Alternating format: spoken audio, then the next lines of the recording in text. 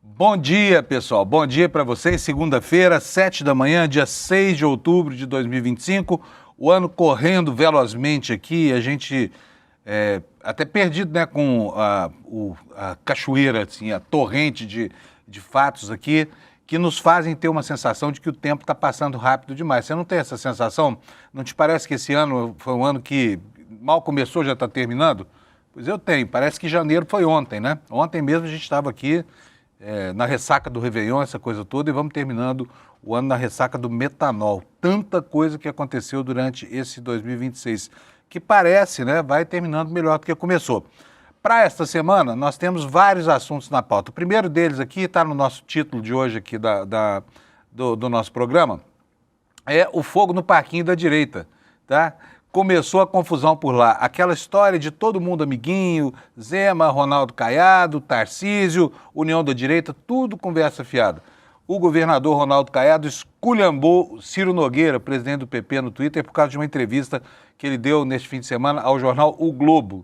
E não foram poucas as palavras, tanto de um lado quanto do outro, né? O fato é que a briga por protagonismo da direita começa a fazer as suas primeiras vítimas. E Ronaldo Caiado, que insiste em ser o candidato da direita, dessa vez foi sobrepujado por Ciro Nogueira, que passou reto por ele, disse que ele não é um candidato viável.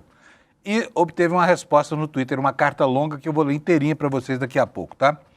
Com relação às mazelas do nosso Brasil, né, nós temos aí a crise do metanol, já são mais de 210 casos suspeitos no Brasil e continua uma grande apreensão. Esse foi um fim de semana, por exemplo, em que nas baladas, por exemplo, os jovens evitaram beber bebidas destiladas, né?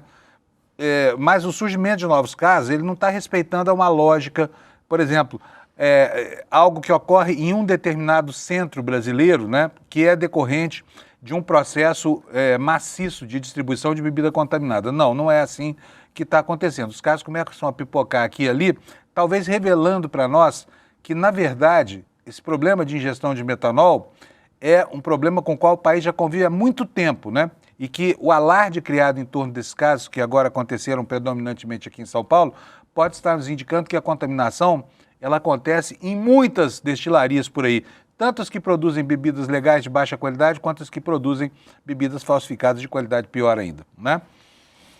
Gente, essa semana vai acontecer algo super importante. O Brasil vai descobrir quem matou Odete Roitman. A telenovela da Globo, depois de que todo mundo dava, né, a televisão mass media, a televisão de massas, como algo que estava nas cordas, caído, de repente, a novela que já foi exibida lá em 1998, que é um remake, né, que é uma reedição da primeira história, está fazendo um baita sucesso e está todo mundo querendo saber quem foi que matou a Odete Roitman, né? Na última vez que essa novela foi exibida, quer dizer, lá em 98, quem matou a Odete Roitman foi a Cássia Kiss, né? E foi um plot twist porque vazou a informação sobre a cena final da novela e os autores acabaram resolvendo mudar na última hora. Acabou acontecendo esse plot twist que fez com que a Odete Roitman fosse morta por um tiro incidental, para não dizer um tiro acidental. E permanece aí o mistério desta versão, mobilizando o país em torno de um tema que todo mundo está careca de saber, né? Quer dizer, o final está contado, resta saber quem é o vilão. E há 3 candidatos, se der tempo a gente vai falar um pouquinho sobre isso, tá bom? Olha, temos uma semana definitiva também lá no Oriente Médio, porque a proposta de acordo de paz feita por Trump, né, ela foi aceita pelo Hamas, existem restrições, existem pequenas arestas, e fica aqui a pergunta, será possível que nós vamos conseguir eliminar essa guerra de maneira tão fácil e rápida, depois da campanha, de uma das campanhas mais odiosas da história, né? Será que era só isso? Faltava boa vontade? Vamos oferecer anistia para aqui? Vamos fazer um compromisso de não agressão ali, estabelecer uma zona de contra... Era só isso? E por que não foi feito antes? Fica aqui a pergunta, né? E a resposta vem com a observação da história. Porque as guerras, tradicionalmente, embora elas tragam tristeza, luto, né? E, enfim, muita tristeza mesmo, elas servem para enriquecer os países que lucram, não apenas com a venda de material bélico, mas também com a reconstrução das áreas devastadas. É o que vai acontecer agora lá em Gaza, caso vingue esse acordo aí, caso Israel e a Palestina consigam conviver pacificamente, dividindo ali aquela fração tão pequenininha, né, do território que vem sendo paulatinamente ocupado pelo Estado judeu desde 1948, quando foi criado. São esses os destaques da edição de hoje, então vamos logo passar aqui para as coisas boas de ontem à noite. Gente, olha, quase que nós não tivemos o Alex hoje aqui conosco, porque ontem o Palmeiras ia perdendo por 2-0. Imagina o desespero lá na casa do Alex, né? Mas de repente tudo mudou. Plot twist, por falar em Odete Roitman. Bom dia, Alex. Bom dia, Panuso. Bom dia a todos. Hoje eu estou ansioso também para a novela, para ver quem matou a nossa querida Odete. E ontem, Panuso, eu quase sofri um infarto do coração, mas está tudo bem, Panuso. Ontem não sofreu? Porque se tivesse infartado, iria chegar ao inferno, sei lá, ao céu, para onde é que você vai, mas sem saber o que aconteceu depois, né? Porque foi realmente um plot twist, uma virada surpreendente, né, Alex? Sim, Panuso, tanto que ontem tem coisas que acontecem. Ontem, antes de começar o jogo, eu tive que fazer uma coisa, aí eu voltei. Assim que eu cheguei lá na casa onde nós estávamos fazendo a confraternização lá com a família da minha namorada e tudo, o Palmeiras já tomou aquele gol do Luciano, aí eu falei, não é possível que isso está acontecendo novamente. Mas, no final das contas, Panuso deu tudo certo e o Palmeiras ontem ganhou de 3-2. Teve uma arbitragem polêmica, muitas pessoas estão falando nós vamos falar mais disso aqui, porque parece que foi mesmo, hein, Alex? Sim. O pessoal estava até querendo escalar esse juiz para jogar no Palmeiras, né? Sim, eu gostaria, porque ele foi muito bem, na minha opinião. Mas foi isso, Panuso. Ontem foi Mandou tudo bem o juiz. Okay. Quem era? Era o Sérgio Moro que estava pitando a partida, não? Não, era o Abate Abel. Ele arbitrou, ele fez também lá no Mundial de Clubes e tudo. Ele é um dos melhores, não sei o que aconteceu ontem, que ele tá meio confuso nas suas decisões finais, para não dizer. Tomou metanol, hein? Provavelmente, coitado do bichinho. Agora, tem decisão sobre o juiz, tem bastante, né? Tem aqui até uma matéria no Globo Esporte, né? Olha só, vamos mostrar aqui para o pessoal. Queria saber se é o mesmo, Alex. Eu não entendo nada de futebol, você sabe disso tão bem. Bota na tela pra gente, por favor. Deixa eu abrir aqui a minha tela, porque vai ficar mais fácil para vocês. Pegou aí?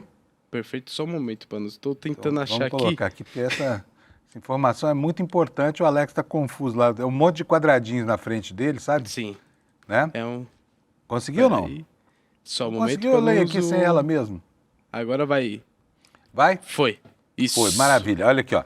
CBF afastará árbitros do Bragantino e Grêmio e São Paulo e Palmeiras. Em nota, a comissão de arbitragem da entidade diz que equipes envolvidas nos dois jogos vão passar por aprimoramento e avaliação interna. Antigamente não era assim que chamava, não. O pessoal fazia um corredor polonês e castigava o juiz, né? Sim. Bom, lembrando então vamos lá, que... deixa eu só ler aqui, ó. Depois da polêmica 27, da 27ª rodada do Campeonato Brasileiro, a Comissão de Arbitragem da CBF informou que afastará e dará tratamento de aperfeiçoamento aos árbitros Ramon Abate Abel e Hilbert Estevam da Silva, responsáveis pelas decisões do São Paulo, entre São Paulo e Palmeiras. Dupla formada por Lucas Casagrande e Gilberto Rodrigues Castro Júnior, que atuou no duelo entre Red Bull, Bragantino e Grêmio, também está temporariamente afastada pela entidade que organiza o futebol brasileiro. Está dando epidemia de roubo no futebol brasileiro ou nunca passou? Então, Panuso, lembrando que a arbitragem no Brasil é bem ruinzinha, só que o lance entre Red Bull Bragantino e Grêmio, ali eu tenho certeza que foi um roubo, foi um lance no último minuto que ele chutou e a mão estava colada, e nisso o juiz marcou esse pênalti, e eu acho que foi justo essa punição para ele. O Abate Abel também, o Ramon, que foi o que arbitrou o Palmeiras e São Paulo, também eu creio que foi justo, porque teve lances que foi ruim para um lado e para o outro também, Panusa. Esse Abate Abel não é parente do Abel Ferreira, não, né? Não. Não tem nada a ver, não, né? Certo. Então, Panuso, também ontem, só pra gente não esquecer a rodada 27ª, no sábado, o Fluminense ganhou de 3-0 do Atlético Mineiro. O Internacional ganha de 2-0 lá do Botafogo jogando em casa. O Bragantino, como a gente falou, aquele pênalti no último minuto, ganha de 1-0. O Corinthians, surpreendentemente, ganha de 3-0 do Mirassol, que é uma grande surpresa aí do campeonato. E ontem, Panuso, o Palmeiras ganhou de 3-2, graças ao nosso Vitor Roque, Flaco Lopes e Sousa, sem a ajuda da arbitragem, ganhou de 3-2. Mas aí, entre aspas, uma opinião minha, porém, o pênalti vocês podem falar ou não aqui nos comentários se foi, pra gente verificar. O Vasco ganhou de 4-3 do Vitória. O Bahia ajudou o Palmeiras. O Panuso ganhou de 1-0 do Flamengo. O Fortaleza ganhou de virada do Juventude. Isso é impressionante, hein? Sim. O Ceará ganhou de 3-0 do Santos, que tá ali na disputa. E, para finalizar, o Cruzeiro empatou 1-1 com o Sport. E nisso, Panúzio, agora tem uma novidade que a gente tem uma tabelinha no Desperta. E nisso, Peraí. Antes de mostrar a novidade, me fala. O Santos tomou de 3-0 do Ceará, Panúzio. E o que aconteceu com o Santos para tomar 3-0 do Ceará? Então, Panuso, lá jogar no Ceará é um jogo bem difícil. E logo no início do jogo, o Ceará fez o gol com o Mugni. E nisso só administrou e conseguiu fazer o segundo e terceiro gol. Então eu creio que é mais a fase do Santos, que a gente pensava que ele ia voltar a disputar lá meio tabela e tudo. Porém, é aquela situação que um resultado péssimo já coloca o time lá na primeira colocação acima, na zona de rebaixamento, Panuso. E o Neymar não jogou não, né? Não, o Neymar volta daqui umas 2 semanas, 3, dependendo da lesão tirar dele. férias de novo. Isso. O Neymar só dá uma passadinha lá, já pega outra contusão e vai embora. Isso mesmo, Panusa. E o Santos só morra abaixo. Isso. Panusa, antes de finalizar, eles não vão passar muito, só mostrar que a gente agora tem uma tabelinha aqui. Se você quer ver onde seu time está, pausa aqui e dá uma olhadinha no vídeo gravado também. E é isso, Panusa. Mas tá pequenininha a letra, precisamos aumentar essa letra aí, porque senão não dá para ler, hein? Eu mesmo Sim. Né? A gente vai ajustar esses... Isso aí. Então, beleza. Quer dizer que o juizão está aprovado pelo Palmeiras, né? Pelo Palmeiras e pelo Alex Amorim. Agora, você gostaria de ter esse juiz apitando contra o Palmeiras, não? Depende, Panu. Se fosse o contrário, eu estaria estressado também, igual tá os torcedores são paulinos e outros torcedores, porque ali o Alan escorrega e nisso pega o Tapia, e nisso foi uma longe interpretação, mas ali se fosse, na minha opinião, agora dando minha opinião, se fosse o jogador de São Paulo para fazer o gol, o Alan escorrega e pega ele e derruba, é pênalti, mas como era um lance fora da jogada, eu fui igual o árbitro que não quis aplicar o pênalti, mas é aquela interpretação, né, Panuso? Tanto que ele foi suspenso. Isso, né? Tá bom, Alex. Obrigadão, tá? Bom programa para nós. O Alex segue aqui na direção de TV. E só lembrando para você que daqui a pouquinho nós vamos ter o Lula conosco aqui, né? Não o Luiz Inácio Costa da Silva, o Lula Costa Pinto, que é o nosso grande analista lá de Brasília, abrindo a semana aqui, uma semana muito importante para diversas ações aí do governo no Congresso Nacional, tá bom? E vai ser uma semana também de teste para o governo, né? Dessa nova relação, porque tem aí o projeto do IOF e tem mais um projeto importante na pauta dessa semana, é uma medida provisória, agora não me ocorre, mas ao longo do programa eu me lembro aqui e passo para vocês, tá bom? Vamos lá, gente, vamos começar com a meteorologia? Sim, lógico, tem a MP do IOF, né? Tem o MP, na minha cabeça não vinha. Né? E tem também a questão da anistia, que está pendente lá. Eu, sinceramente, acho que isso não vai dar em nada mais, tá bom? Tá lá Eduardo Bolsonaro estribuchando. A propósito disso, a família Bolsonaro tentando, né, se reaglutinar aí na política. E nós temos aqui no site do ICL hoje uma reportagem da Amanda Miranda contando para a gente que o Carluxo deve renunciar à Câmara de Vereadores do Rio de Janeiro. Para quê? Para tentar virar senador por Santa Catarina. E aqui fico pensando no gado catarinense, como é que se propõe a isso? Pegar um sujeito que não tem a menor vocação, depois de eleger, né, o último dos Bolsonaro lá, o Jair Renan, vereador em Balneário Camboriú, agora Santa Catarina periga ter Carlos Bolsonaro representando ela no Senado. É mole. Pessoal de Santa Catarina, o que aconteceu com esse estado? Sabe, um estado tão bem instruído, renda per capita tão alta, né? Descendente de comunidades, de povos tão avançados quanto italianos. Italianos e alemães geraram a condição geopolítica da Segunda Guerra. Tudo bem, já passou faz tempo, né?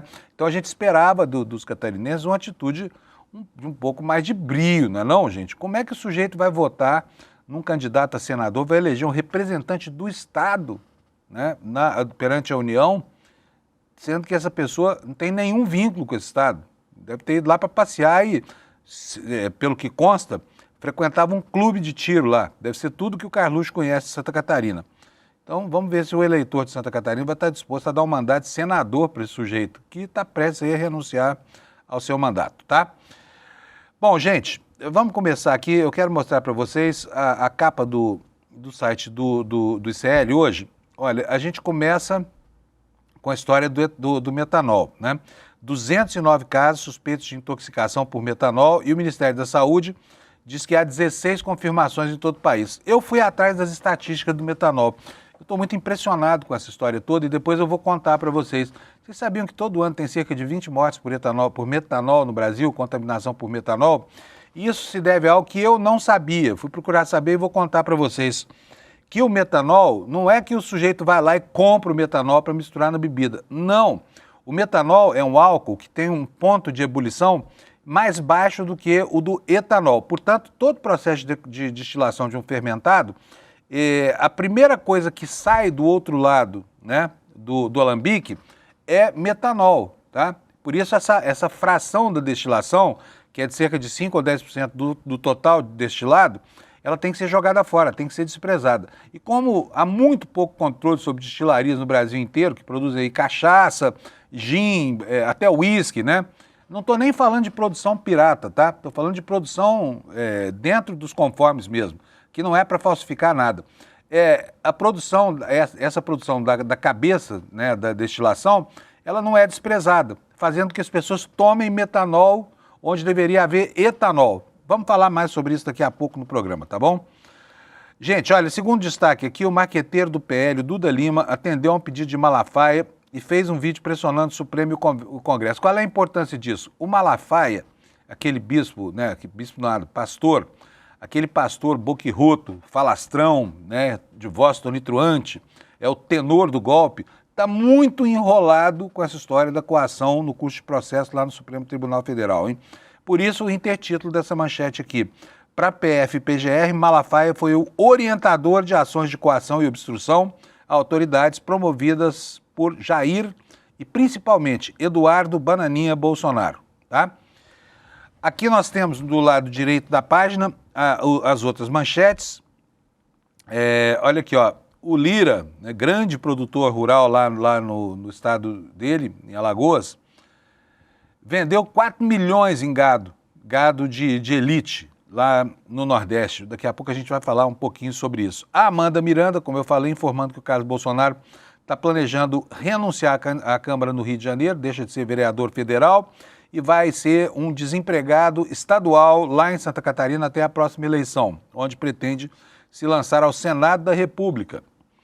Lá na Argentina, né, a política perniciosa do Milei começa a produzir os frutos podres, porque de uma árvore podre não sai fruto bom, sai só fruto envenenado. E o Milei agora está sendo responsabilizado pela devastação que fez por lá, né? E houve um ato de campanha, ele foi vaiado lá, né? Ele foi xingado pelos manifestantes e aí entrou em cena a polícia prendendo todo mundo, né?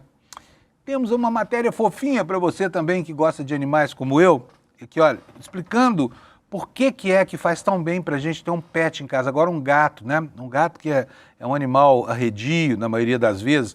É difícil estabelecer um contato, ele não lambe a gente como cachorro, não dá patinha, não faz nada disso, mas ainda assim existe uma interação, né? E eu, por exemplo, gosto de gato, né? Já não gostei, tá? Achava aquele bicho muito sem graça, eu não vou ter gato nunca na minha vida. Quem disse? Minha neta um dia apareceu no primeiro dia da pandemia em casa com uma gata, chama Bonita, e a Bonita conquistou meu coração, porque apesar de não dar patinha, de não lamber a gente, não ficar abanando a cauda o tempo todo, ela foi uma grande companheira minha. Havia assim uma química entre mim e ela durante as trocas de olhares, né? E a permanência quieta dela ali do lado do computador, quando eu trabalhava em casa. Então foi muito bom. Desde então eu sou fã de gatos. E eles fazem bem para o cérebro da gente, tá? É o que você vai descobrir nessa matéria aqui do ICL. Depois você que gosta de gato e você que não gosta, leia também, porque talvez você entenda por que tanta gente ama ter gatos em casa, tá bom? Último destaque no site do ICL, não tem nada a ver com essa fofurinha dos pets. PM réu pelo 8 de janeiro, passa em exame da OAB, coloca a instituição em situação inédita. É o PM lá de Brasília, tá? Então nós vamos ver tudo isso ao longo do programa de hoje. E eu lembro que daqui a pouquinho vamos ter o Lula.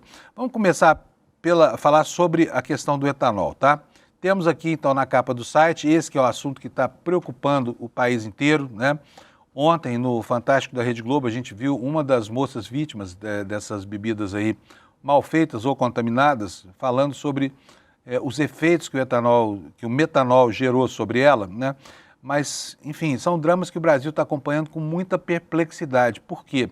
Os casos que começaram em São Paulo começam a pipocar aqui e ali. E isso traz para a gente uma indagação, sabe? O que está acontecendo? Será que existia uma central nacional de bebidas contaminadas? Porque nos primeiros dias as falas eram, né, gravíssimas. Falas, não, isso é coisa do PCC. Metanol é coisa do PCC. Por quê? Porque o PCC é suspeito de importar navios de metanol para falsificar gasolina. Ocorre que não é essa a maneira mais plausível, mais verossímil, né, mais próxima da realidade de ter bebidas contaminadas pelo metanol. Vou ler aqui para vocês a notícia aqui no nosso site, da Daniela Almeida, da Agência Brasil, no site do ICL. Ela está nos explicando o seguinte: olha, o Brasil tem 209 casos de investigação de intoxicação por metanol, por ingestão de bebida alcoólica, segundo informações do Ministério da Saúde divulgadas ao longo deste domingo. Em todo o país são 16 casos confirmados, 14 em São Paulo, 2 no Paraná. As informações são enviadas pelos estados e consolidadas pelo Centro de Informações Estratégicas e Resposta em Vigilância de Saúde Nacional. O estado de São Paulo responde pela maioria das notificações. São 14 casos confirmados e 178 que estão em investigação. Ao todo, 13 estados têm casos notificados: Distrito Federal, Goiás, Mato Grosso do Sul, Mato Grosso, Pernambuco, Paraná, Rondônia, São Paulo, Piauí, Rio Grande do Sul, Rio de Janeiro, Paraíba e Ceará. Os estados da Bahia e de Espírito Santo tiveram casos registrados, mas eles já foram descartados, tá? Felizmente. Já o Ceará notificou o primeiro caso suspeito e até o momento o país tem 15 registros de óbitos, com 2 mortes confirmadas até o momento, as 2 no estado de São Paulo. As demais mortes teriam acontecido, olha, 7 aqui no estado de São Paulo, 3 em Pernambuco, 1 no Mato Grosso do Sul, 1 na Paraíba, 1 no Ceará. Informações consideram registros enviados pelos estados até às 16 horas desse domingo, estão sujeitas a atualizações locais. E o Ministério da Saúde importou antídotos que devem chegar ao Brasil, vindos lá do Japão, até a próxima quinta-feira. Por isso a matéria nos conta aqui que o Ministério da Saúde informou também que iniciou a distribuição de etanol farmacêutico, né, que é o álcool puríssimo, antídoto utilizado no tratamento de intoxicações por metanol aos estados que formalizaram o pedido de reforço de estoque. Nessa primeira remessa foram enviadas 580 ampolas a 5 estados, 240 para Pernambuco, 100 para o Paraná, 90 para a Bahia, 90 para o DF, 60 para o Mato Grosso do Sul. As unidades distribuídas fazem parte das 4.300 ampolas entregues aos estoques do Sistema Único de Saúde pelos hospitais universitários federais, em parceria com a Empresa Brasileira de Serviços Hospitalares. Então agora vamos falar um pouquinho sobre a intoxicação por metanol, tá? Você já sabe quais são os sintomas, né? Os sintomas são visão turva, perda de visão, pode levar até a cegueira permanente, mal-estar generalizado, ideias confusas, enfim, parece uma ressaca gigantesca, né? A fala de ontem, mostrada pelo Fantástico, é de uma pessoa que fala, uma mulher que fala, parece que eu bebi toda a bebida do mundo, né? Quando basta uma pequena quantidade de metanol para começar a produzir os efeitos que ele produz no organismo, né? Agora, deixa eu falar uma coisa para vocês. Como é que é produzido como é que é produzida a bebida destilada? Não importa se em grandes ou pequenas empresas, se em grande escala ou pequena escala, o processo é o mesmo. Pega-se um mosto de algo fermentado, que no Brasil, por exemplo, a maior parte é fermentado da cana, né, da garapa, e esse fermentado contém de 7 a 8% de álcool neles, né? E o que faz para separar o álcool do suco da cana? Esquenta-se aquela mistura, né? A partir de 78 graus, ele começa a evaporar o etanol. Por quê? Assim como a água ferve a 100 graus, o etanol ferve a 78 graus. Só que antes dele, aos 70 e poucos graus, quantos? Deixa eu ver, até botei isso aqui direitinho para não falar bobagem para vocês.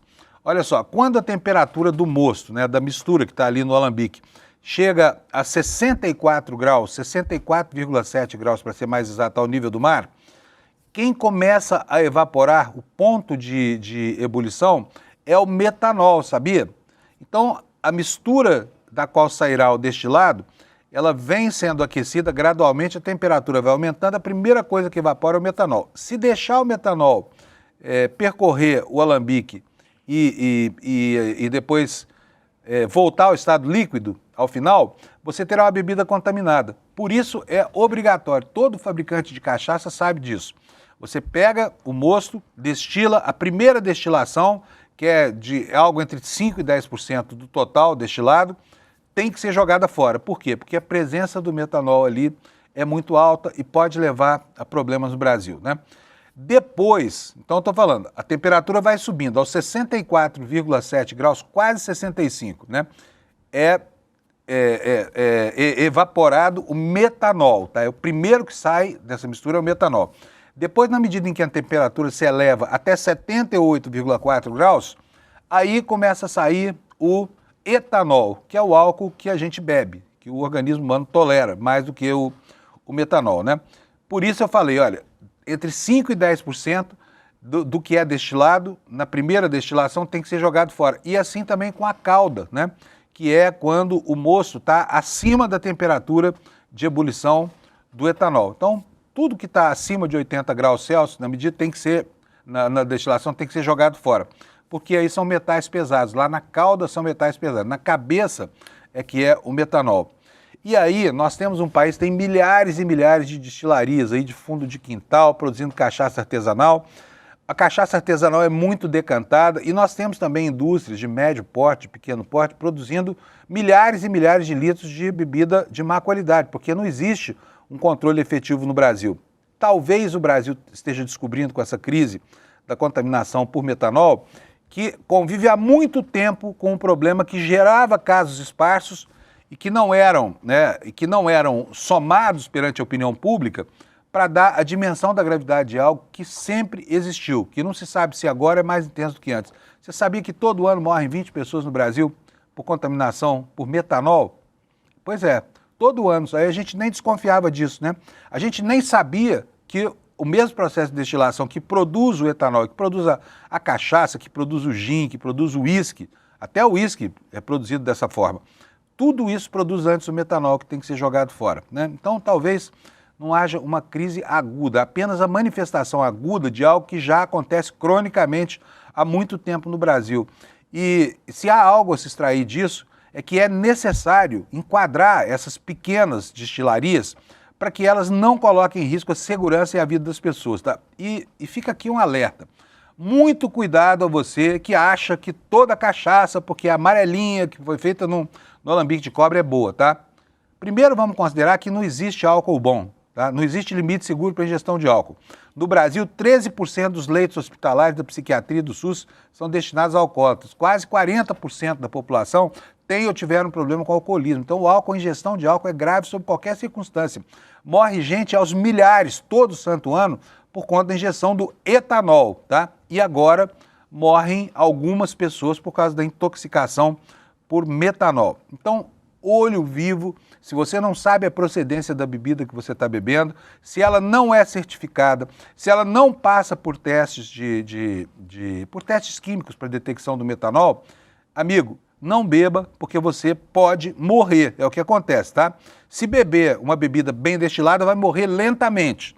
Mas se beber uma bebida mal destilada, vai morrer rapidamente, tá? Em questão de algumas horas, como que é o que a gente tem visto acontecer aqui no Brasil, tá?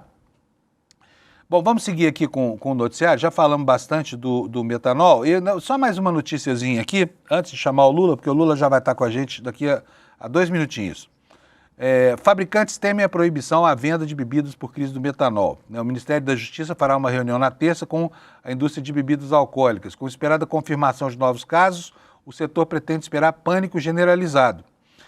E o que é que nos diz a matéria aqui? O Ministério da Justiça fará uma reunião na terça-feira com a indústria de bebidas alcoólicas e associações de combate à falsificação para tratar do crime ou da crise do metanol. Uma das preocupações do setor é com a decisão de prefeituras de proibir indiscriminadamente a venda de bebidas. Com a esperada confirmação de novos casos, fabricantes querem o apoio do governo federal para evitar pânico generalizado. Ainda não há dados do Ministério, por exemplo, sobre impacto nas vendas, sobretudo de destilados. Agora, fala sério, isso é hora de começar a pensar em preocupação com queda no consumo de álcool no Brasil? É como se a indústria do tabaco, de repente, se visse às voltas com casos agudos, né, de problemas de saúde, e de repente alguém começasse a lamentar a contenção na venda dos cigarros, né? Bom, mas vamos lá, vamos passar para frente, já sabemos tudo, está todo mundo preocupado com o metanol no Brasil, todo mundo se acautelando, você deve, não espere a prefeitura da sua cidade proibir a venda de bebidas de má qualidade ou de qualquer tipo de bebida. Tome você mesmo as suas cautelas, porque quem vai defender você desse tipo de evento é apenas e unicamente você mesmo, tá bom? Pessoal, vamos lá. Temos agora conosco o Lula Costa Pinto. Eu vou chamar o Lula já. Cadê ele, Alex? Cadê o nosso querido Lula? Bom dia, Lula. Tudo bem, Lula? Bom dia, Fábio. Bom Lula, dia, estou falando aqui audiência. esse negócio do metanol. O negócio é sério, mas talvez a gente esteja vivendo aí a revelação de algo crônico, não de algo agudo, né? Super importante essa reflexão nesse momento para saber como é que o Brasil trata, né, da quantidade de destilarias ou clandestinas ou caseiras mesmo que não sabem nem minimamente como é que faz para não prover uma bebida venenosa para a população, né?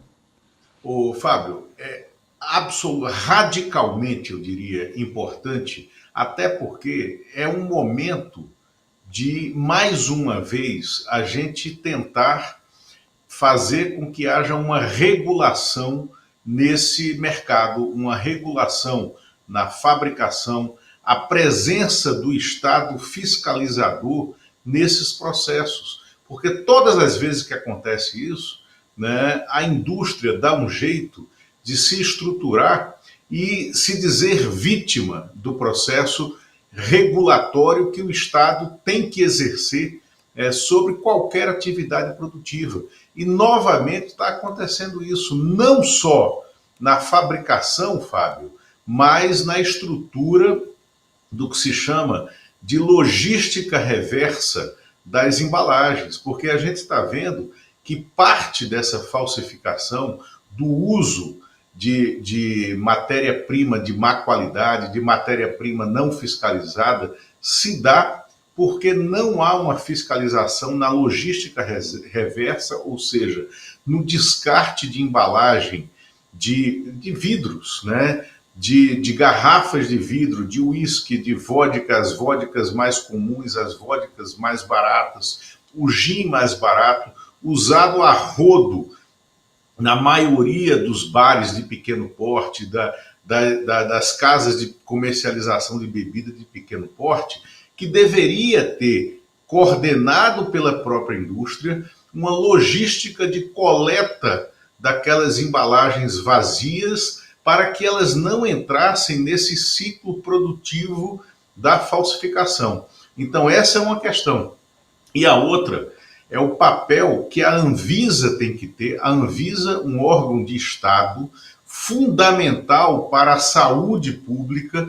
A Anvisa é quem deve fiscalizar. A Anvisa não é só para medicamento, é também para alimentos e também para bebidas. A Anvisa tem que ter uma estrutura fiscalizatória, né, dessas indústrias de ponta, mesmo as pequenas, para garantir a qualidade do produto que chega na mesa do consumidor.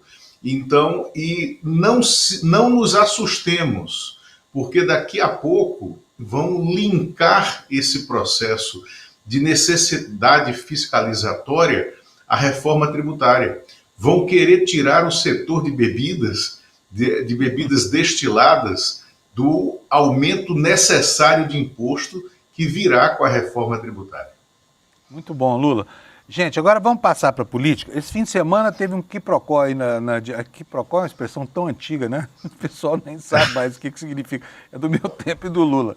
Mas vamos lá, teve uma confusão na direita, pegou fogo lá no parquinho, e aí o Ciro Nogueira, começou com a entrevista do Ciro Nogueira ao Globo. Vou mostrar para vocês aqui um trecho da entrevista, Lula, que enfureceu o governador Ronaldo Caiado, lá de Goiás, que é pretenso candidato. Estou falando pretenso que é dele mesmo, né? O que disse o Ciro Nogueira ao Globo lá? Diz o seguinte, ó, União Brasil tem o governador Ronaldo Caiado como pré-candidato. Como ficará esse pleito dentro da federação? Porque o assunto era a federação do União Brasil com o PP, né? Aí o Ciro Nogueira responde da seguinte maneira: se Caiado se tornar um candidato viável, teria todo o meu apoio. Agora, não vejo viabilidade nenhuma para nenhum candidato no país sem o apoio do Bolsonaro e do Lula. Fatalmente, qualquer um com o apoio desses dois estará no segundo turno. Não vejo possibilidade de terceira via no país. Ou seja, praticamente fritou o a pretensão do Caiado, né? O Caiado, que não é um homem de meias palavras, todo mundo sabe, foi para o Twitter e esculhambou o Ciro Nogueira. Com isso aqui que eu vou ler para vocês e o Lula vai comentar daqui a pouco para nós. Isso aqui é outra comunicação do Caiado, depois a gente trata. O que disse o Caiado aí? Olha, sobre a entrevista do senador Ciro Nogueira. A ansiedade de Ciro Nogueira em se colocar como candidato a vice-presidente do governador Tarcísio é vergonhosa. Algo tão gritante que ele já se coloca como porta-voz do presidente Bolsonaro, o que ele não é. Se Bolsonaro quiser escolher um porta-voz, certamente será um de seus filhos ou esposa Michele. Não o Ciro Nogueira, senador de inexpressiva presença nacional, que um dia já jurou amor eterno ao Lula. 2. Fica visível que Ciro tenta decidir por Bolsonaro quais deveriam ser os candidatos a presidente, colocando Tarcísio como prefeito, como preferido, aliás, e o governador Ratinho como reserva. 3. Do ponto... desculpa, aqui a letra está pequenininha, eu estou me atrapalhando aqui. Ó. De pronto, Ciro já veta pelo menos 3 pré-candidaturas. As de Romeu Zema, Eduardo Bolsonaro e a minha, prestando um enorme desserviço à direita. Não falo por Zema ou Eduardo, mas quanto à minha pré-candidatura, devo dizer que não dependo do aval de Ciro Nogueira. 4. Quanto à decisão do presidente Bolsonaro, a respeitarei qualquer que seja ela. Vale observar que todos nós fomos vetados por Ciro e apoiamos Bolsonaro desde a sua primeira eleição, diferentemente do senador, que teve uma posição ácida em relação ao ex-presidente. 5. Antônio Carlos Magalhães nos ensinava que para ter voz nacional é preciso ter respeito em seu estado. Lembro ao Ciro que tem 88% de aprovação em Goiás nos últimos 3 anos, a maior entre todos os governadores. As mesmas pesquisas mostram que Ciro Nogueira não tem força sequer para se reeleger senador no seu estado, o querido Piauí. Por fim, sugeri aqui, tem uma patada, hein, Lula? Olha, aqui sugiro ao já quase ex-senador que tenha mais moderação e mais respeito com os demais nomes que democraticamente colocam suas pré-candidaturas à avaliação popular. Ciro Nogueira não tem estatura política para julgar as pré-candidaturas a presidente, incluindo a minha, e certamente não será por ele que passará a decisão de construir a melhor estratégia para derrotar o PT, partido que um dia já foi tão querido pelo mesmo Ciro, e implementar um novo projeto para o Brasil e os brasileiros. Aliás, nessa mesma entrevista, né, Lula, o repórter pergunta o que tanto o Ciro anda conversando com o Zeca Dirceu e com o Zé Dirceu, e ele diz que são amigos, que ele adora todo mundo, ele só está num período mesmo de oposição ao Lula. É difícil entender os movimentos desse personagem, realmente aqui não podemos deixar de dar razão ao Caiado, né, Lula? Exatamente. O que é que a gente está assistindo, Fábio? A gente está assistindo isso aí aos antepastos do banquete antropofágico dos anões, né? Então a gente está no momento das entradas do banquete antropofágico dos anões, como previu o João Santana lá em 2013, que aconteceria com a direita em 2014, na eleição de 2014, quando ele disse que a oposição a Dilma Rousseff, eles se comeriam, né, entre eles e chegariam divididos na eleição de 2014. É o que a gente está assistindo nesse momento. E o Ronaldo Caiado tem um objetivo também local, goiano, né, para promover esse ataque ao Ciro Nogueira, que é o presidente do Progressista, do PP, né? É porque lá em Goiás, o partido que pode decidir, né, se a eleição vai ser mais difícil ou mais fácil na sucessão do próprio Caiado, e ele quer ver na cadeira dele o vice-governador, né, o Daniel Vilela, que é do MDB, é o partido do Ciro Nogueira, que pode se aliar ao Marconi Perillo e criar um bloco de centro-direita, né, que pode ameaçar o poder local de Caiado.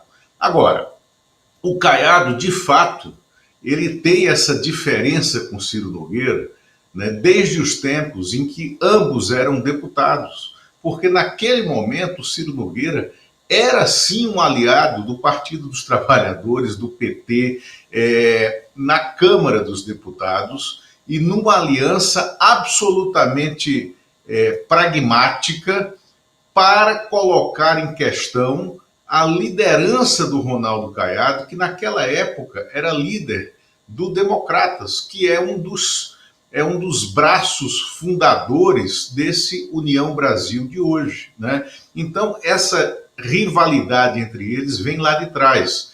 Agora, a extrema-direita, se tivesse juízo e qualidade política de observação do cenário, ela não estaria destruindo, talvez, o seu candidato mais original, o seu candidato mais raiz, que é o próprio Caiado, né? O Caiado, ele comete um suicídio político, né? No momento em que ele olha para o cenário e acha que só terá viabilidade se tiver o apoio do Bolsonaro.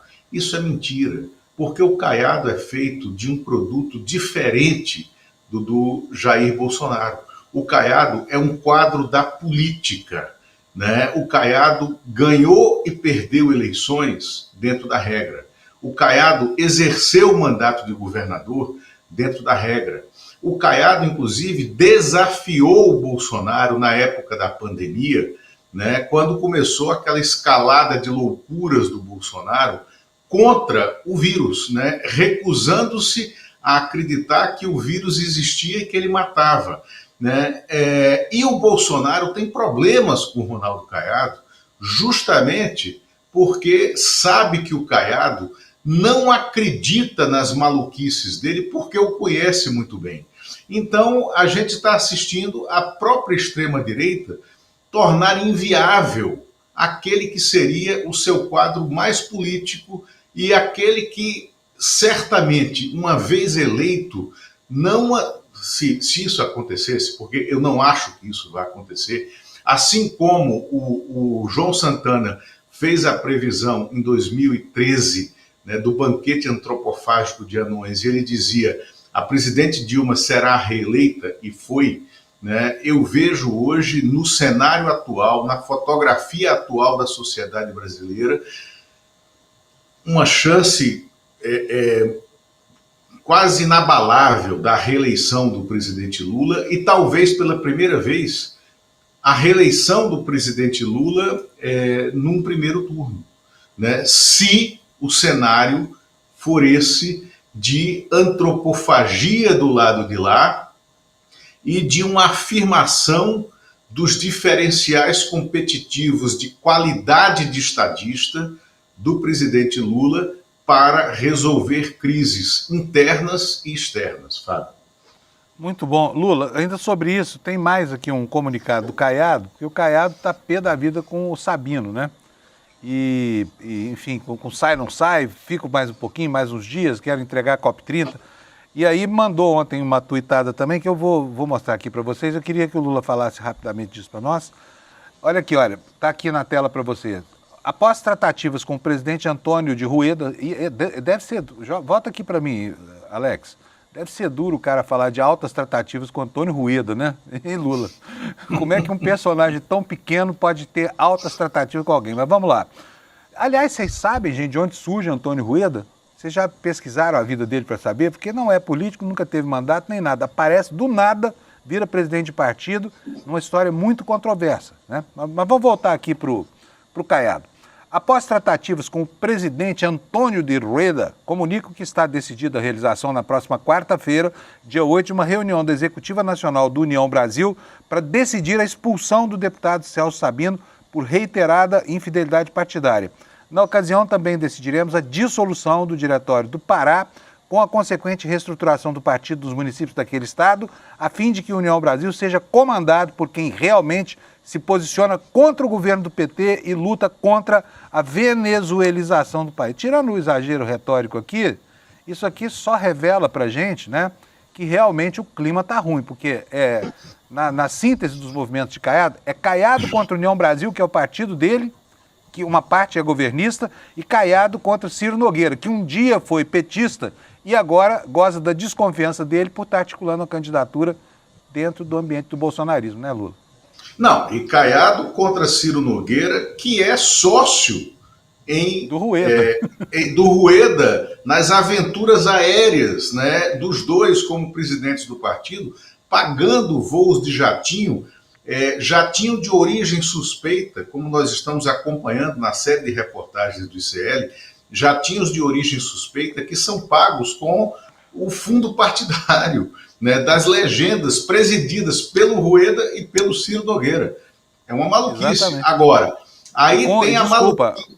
Né? Desculpa, claro. Lu, preciso lembrar que envolvimento denunciado com crime organizado, com PCC, não é pouca coisa. Não estamos falando só de União Brasil e PP. Estamos falando de PCC, que é uma sigla que parece que está se tornando uma agremiação protopolítica, se é que a gente pode dizer isso, Lula? Isso, né? É protopolítica, é isso. Agora, Fábio, e aí vem a metáfora do banquete antropofágico, porque aí é extremista de direita comendo extremista de direita. Por quê? O Caiado está buscando uma chancela partidária do Rueda para expulsar o Celso Sabino, que já disse que vai ficar na sigla até ser expulso, né? E é candidato com muita chance ao Senado lá pelo Pará, com apoio do Hélder Barbalho, esse é o objetivo dele. E quando a gente sabe que o Caiado e o Rueda se detestam, se odeiam, o Caiado pediu o fundo partidário do União Brasil Nacional para fazer a pré-campanha dele, a presidente da República, e o Rueda disse na lata, não dou, use o fundo do partido do Diretório Goiano, onde você manda. E o Caiado, o Diretório Goiano, tem um teto, tem um limite para isso. O Rueda não foi ao lançamento formal da candidatura presidencial do Ronaldo Caiado, que foi lá em Salvador, organizado pelo ACM Neto, que também é um adversário interno do Rueda, e o motivo dessa briga entre ACM Neto e Rueda é novamente grana, é novamente fundo partidário, né? E o próprio Caiado vai ter que entrar num processo de briga interna com Rueda e já está se articulando, tá? O Ronaldo Caiado já abriu negociações com o Paulinho da Força, o Paulinho da Farsa, né? O relator dessa PEC, que também será natimorta, assim como foi a PEC da bandidagem, né? A PEC da dosimetria. O Ronaldo Caiado abriu negociações com o Paulinho da Força, que é o dono do partido chamado Solidariedade, para migrar para o Solidariedade, caso termine expulso ele mesmo do União Brasil por causa dessa briga com Antônio Rueda. E o Rueda abre mais um capítulo, está lá no site do ICL, a reportagem, Fábio. O Rueda, ele contratou o contador do seu próprio escritório de advocacia, né, que é o Rueda e Rueda, que é ele e a irmã que é a tesoureira do União Brasil, tá? E aí eles contrataram o contador do escritório de advocacia, pago com o fundo partidário e com o fundo da fundação partidária, para que ele fizesse a contabilidade do União Brasil. Então, é tudo entre eles, né? É o fundo partidário sendo usado, mais uma vez, para financiar uma indústria familiar, né, que é a indústria da política, da maneira como eles veem. E essa indústria da política associada, tangenciando sempre o crime organizado, que é o PCC, né, que assim, está dentro, né, dessa atmosfera da extrema-direita sempre. Muito bom, Lula. Olha, boa semana para nós. A gente se encontra com o Lula aqui na sexta-feira para fechar a semana. O Lula abre a semana e fecha a semana. Ou, excepcionalmente, havendo algum fato extraordinário, nós temos aí IOF, né, a medida provisória, nós temos anistia, tem um monte de coisa para acontecer essa semana. Então pode ser que a gente tenha mais Lula aqui para vocês, tá bom, gente? Lula, Pablo, valeu. sempre às ordens. Um Obrigado, abração para você, meu amigo. Um abraço. Tchau. Tchau, gente. Tchau, gente, não. Tchau, Lula. Tchau, gente, não. Você espera aí um pouquinho mais, porque não acabou, ainda não está longe. Olha só, vou dar uma noticinha aqui para vocês. O Diogo Schelp, que é analista do Jornal Estado de São Paulo, nos traz aqui a informação de que o Lula vai encampar uma pauta que foi aquilo que provocou, né, o início do declínio do governo Dilma, que foi a pauta da tarifa zero. Vocês se lembram que tudo começou com aquele movimento dos 20 centavos na tarifa, né? Os estudantes foram para a rua, o Alckmin era governador de São Paulo, botou a polícia dele na rua e meteu o sarrafo na estudantada. Aí eles trouxeram na semana seguinte os pais e toda a indignação, e isso acabou degenerando naquele movimento de onde nasceu essa nova direita brasileira, tá? E onde a extrema-direita se viu pela primeira vez empoderada a ponto de se institucionalizar, né? E de sair das catacumbas onde tinha sido metida pela ditadura militar brasileira. Bom, mas vamos lá. Qual é a história aqui? Olha, nos conta aqui o Diogo, e eu já vou passar aqui para o segundo parágrafo para não tomar o seu tempo, o seguinte: 12 anos depois, né, das manifestações contra a Dilma, o presidente Lula quer incluir a pauta da tarifa zero universal no transporte público em seu pacote de bondades eleitorais. Há um ano do primeiro turno presidencial, o petista aproveita a perda de rumo da oposição, empacada na agenda da anistia ou da redução de penas para golpistas, para levantar a bandeira de projetos com apelo popular. Após obter a aprovação na Câmara da isenção do imposto de renda para quem ganha até 5 mil, o governo agora quer avançar com a proposta de reduzir a jornada de trabalho e estuda a implantação do transporte público gratuito em todo o país. Segundo artigo de Marcel Mitterhoff, que é economista do BNDES, publicado na revista Conjuntura Econômica, 127 cidades brasileiras já oferecem gratuidade total em ônibus, dados de maio deste ano. O número sobe para 138 quando se incluem outros modelos de gratuidade, como, por exemplo, os que há em Teresina, no Piauí. Aliás, em Teresina nem tem um sistema estruturado de transporte de ônibus, né? Foi um negócio tão mal feito. Eu conheço bastante bem a história daquele projeto, né, gastou bilhões de reais e a população ficou a pé. Tanto que é uma das maiores concentrações do uso de motocicleta e, consequentemente, também de letalidade no trânsito provocado pela falta de habilitação e pelo risco dessas motos de pequena cilindragem, né? Mas vamos lá. Piauí e Teresina tem tarifa gratuita, Juiz de Fora pode se tornar a terceira cidade mais populosa do mundo com tarifa zero nos transportes, caso os vereadores aprovem um projeto enviado pela Prefeitura atrás de Juiz de Fora, na frente de Juiz de Fora, só tem 2 cidades no mundo, Belgrado, na Sélvia, e Libreville, no Gabão. São Paulo entra na lista, pois tem ônibus gratuitos apenas aos domingos, né? Então, enquanto o governo avança com pautas de grande apelo popular, a oposição fica aí perdida no rame-rame da anistia, que não vai para lado nenhum e nem volta de lado nenhum. Vamos lá, que o tempo está acabando. Vou ler aqui para vocês agora uma outra matéria que está aqui no site do ICL, do nosso ICL. Marqueteiro do PL, atendeu a Malafaia e fez um vídeo pressionando o Supremo e Congresso, o que fez com que a Polícia Federal e a Procuradoria-Geral da República entendessem que Malafaia é orientador das ações de coação e obstrução a autoridades promovidas por Jair Bolsonaro e por Eduardo Bolsonaro. Será que está na hora desse pastor, né, aquele que o Boechat mandou procurar não sei o quê, começar a pagar pela sua incontinência verbal e pela radicalidade das suas posições extremadas, posições notadamente fascistas, né, em benefício, em apoio ao Bolsonaro? Só para lembrar aí para vocês, a gente estava falando do Ciro Nogueira aqui, que foi petista no passado. Foi petista não, ele apoiou governos do Lula, disse que se dava bem com Lula, mas o Malafaia é a mesma coisa, tá? Malafaia um dia já apoiou governos do PT, depois debandou para a direita aqui, porque era onde ele via mais vantagem econômica, né? Ou seria vantagem eclesiástica, sei lá, vantagem religiosa. Mas a matéria é do Guilherme Seto, da Folha Press, ele está nos dizendo o seguinte: o publicitário Duda Lima, marqueteiro do PL que esteve à frente da campanha presidencial do Bolsonaro em 2022, produziu em julho um vídeo a pedido do pastor Silas Malafaia, com a mensagem de que o ex-presidente e seus apoiadores são alvos de perseguição injusta e que as tarifas impostas ao Brasil pelo presidente norte-americano Donald Trump só baixarão caso houvesse, na época, né? Só baixariam caso houvesse anistia aos bolsonaristas.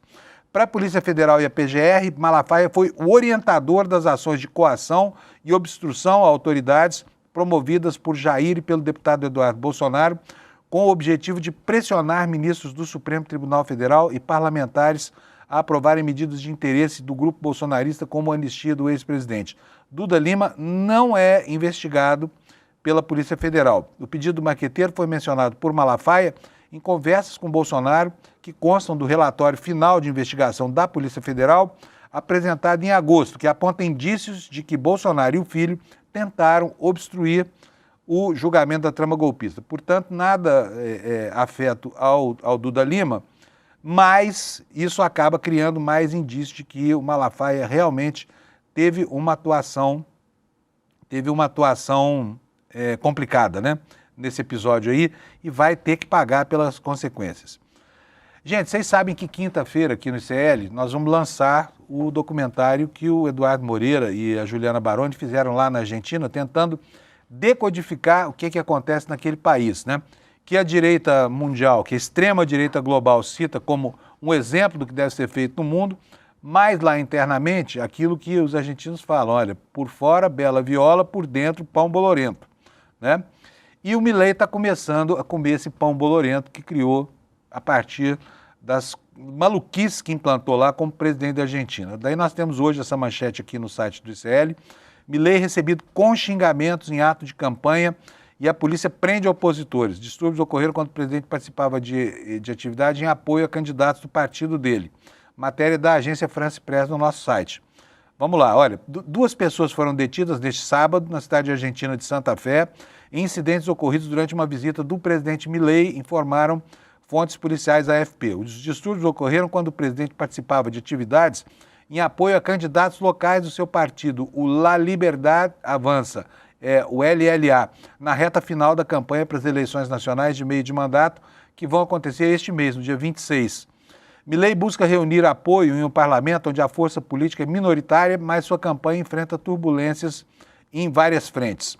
Karina Milei, que é irmã do presidente, secretária-geral da presidência, é suspeita de envolvimento em um caso de corrupção, enquanto o principal candidato a deputado do partido do presidente é acusado de ligação com o narcotráfico. Sabe, antigamente tinha, por falar em crise de metanol, um dito popular aqui no Brasil, né? Um provérbio mesmo, que falava, decorria de uma campanha de publicidade de uma vodka, a vodka Orloff, falava assim, ó, eu sou você amanhã.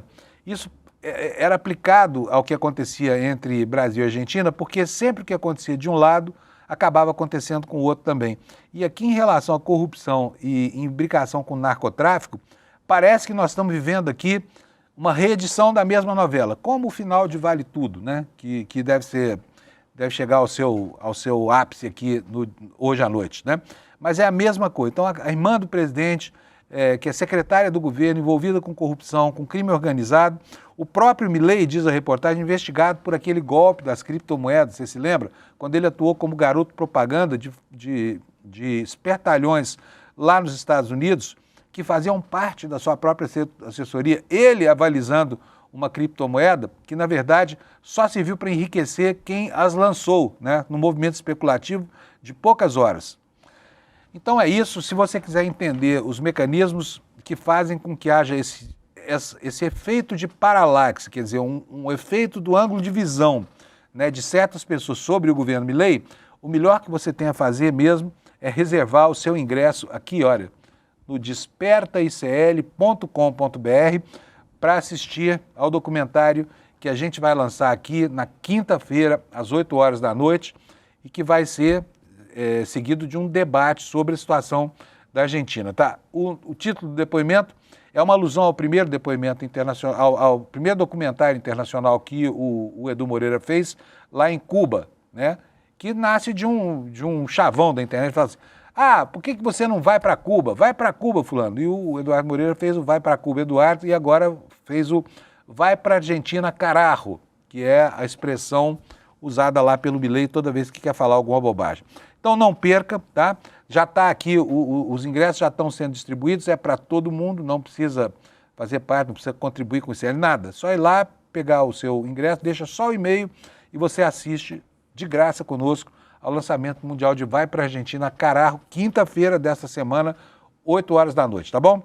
E eu me despeço de você aqui, desejando uma ótima semana, né? Que você tenha aí dias maravilhosos, se prepare para as mudanças do tempo que vão acontecer a partir de amanhã. E a gente se encontra às 7 da manhã de amanhã para comentar mais sobre o que aconteceu com o nosso planetinha redondo. Tchau, obrigado pela sua audiência.